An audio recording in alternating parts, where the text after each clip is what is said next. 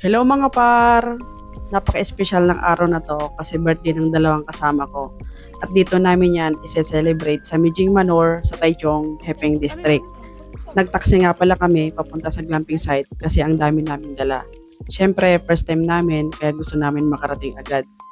Dalawang tent pala yung nirentahan namin mga par. Pagkadating pa lang namin, mapapawaw ka talaga sa lugar. Sobrang tahimik, presko yung hangin, sobrang relaxing at nakaka-refresh talaga. Ang ganda dito kasi kumpleto na yung gamit, pagkain at inumin na lang yung dadalhin. Tip lang mga par, kung pupunta kayo dito, magdala kayo ng tissue kasi wala. Buti nagdala kami. Grabe yung view dito. Ang ganda at sobrang nakaka-relax talaga. Pwede mag-video okay, pero hanggang 10 PM lang. Pwede rin maligo sa swimming pool kaso hindi kami naligo. Ang linis din ng CR at may hot water sila.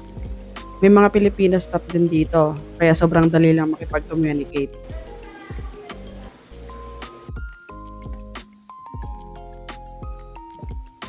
Kaya na nga, after namin mahanap yung tent, kumain muna kami para may energy sa picture-picture, pag-ihaw-ihaw, at paghahanda ng iba pang pagkain.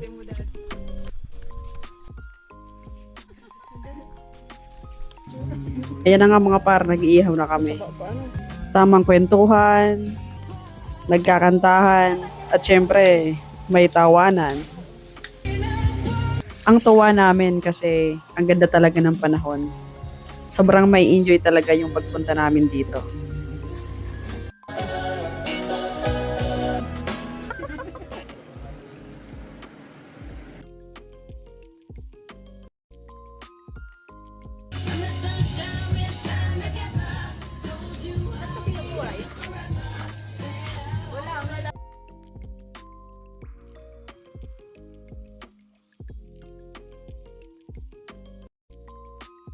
Kinaumagahan nga ay gumising kami ng maaga para salubungin yung araw. Kaso sa kabilang direksyon naman sumikat.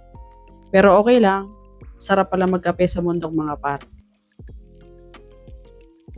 11:30 na ng umaga mga par, oras na para umuwi. Nagpahatid nga pala kami sa taxi from Mijing Manor to Liling Bus Stop Station going to Taichung. Almost 1.5 hours. Ang taxi, 100 NTD per head. Tapos yung bus naman, 144 NTD gamit yung Yoyo card. Yun lang mga par. Salamat sa panonood. Bye-bye! There's more to life than just how I feel. There's more to life than just how I